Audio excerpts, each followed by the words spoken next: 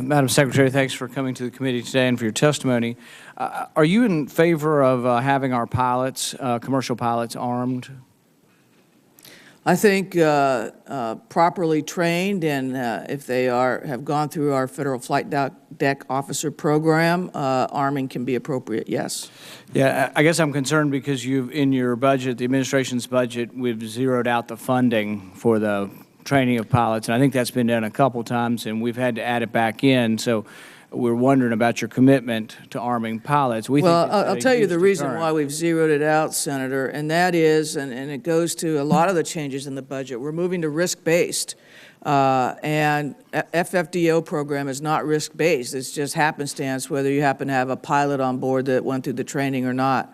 We're offering the training to air carriers if they want their pilots covered.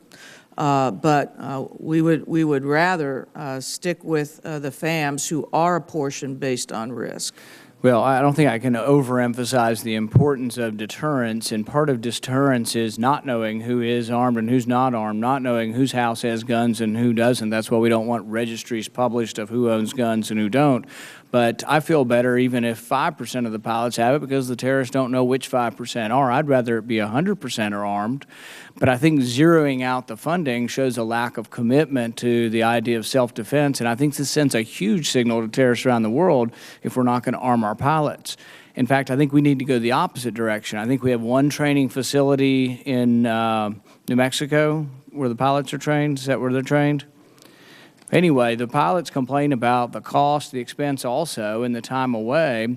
It's a 48-hour program. We've got training facilities for policemen in every state. I don't see any reason why we couldn't cooperate, make it a lot cheaper. I'm for saving money. I don't mind saving money, but we have all kinds of sunk costs in training facility for police officers, state troopers. You know, it shouldn't have to be done in one place. You've got a manual, send the manual around, let them learn how to do it and have it done.